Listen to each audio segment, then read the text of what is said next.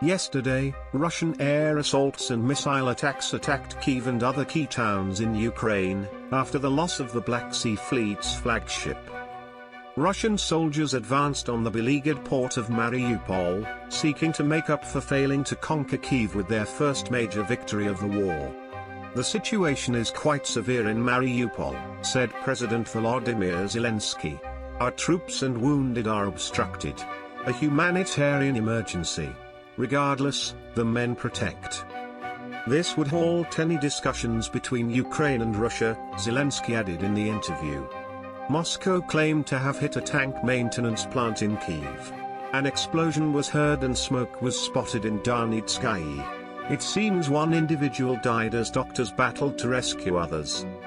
Russian jets launched missiles towards the Lviv area near the Polish border, according to the Ukrainian military. The western city has escaped the fighting so far and is a shelter for refugees and foreign assistance groups. Reuters journalists entered the Ilyich steelworks in Mariupol, one of two metals complexes where defenders have held out in tunnels and bunkers. On Friday, Moscow claimed it. A missile attack in Kharkiv province, in the east, killed 1 and wounded 18.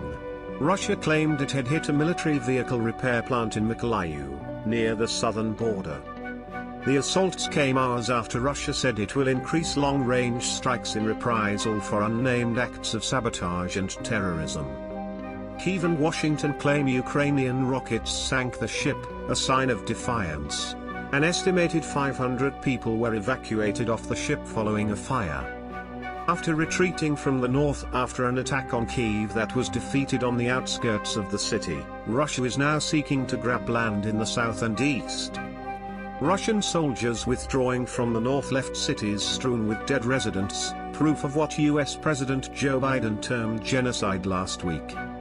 In its special military operation, Russia claims to be disarming its neighbor, defeating nationalists, and protecting separatists in the southeast. If Russia loses Mariupol, it will be its largest victory yet. In the Donbas, a territory comprising 2 provinces in the southeast, Moscow seeks complete separatist control. Ukraine's defense is centered on Azovstal, another massive steel plant. Ukraine claims it has repelled Russian advances in Donetsk and Luhansk, where nighttime shelling killed 1 person. Russia recently barred British Prime Minister Boris Johnson and other key UK officials from entering.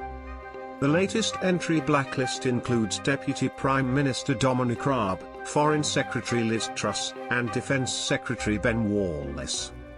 This week, the US committed $800 million in military supplies to Ukraine, including helicopters, howitzers, and armored personnel carriers, while the German government indicated it would provide over €1 billion, $1.1 billion. This week, Russia reportedly complained to Washington about its backing for Kyiv. Washington Post reports that Moscow urged the US and NATO against deploying most sensitive weapons, warning they would add gasoline to the crisis and have unpredictable effects.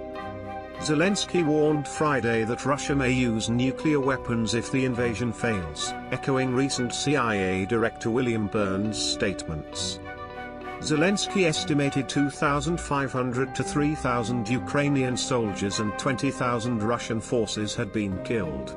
No updates on military casualties since March 25, when Moscow stated 1,351 killed. Ukraine estimates at least 20,000 civilian fatalities in Mariupol alone. Around a quarter of Ukrainians have been displaced, with 1/10 of the population fleeing abroad.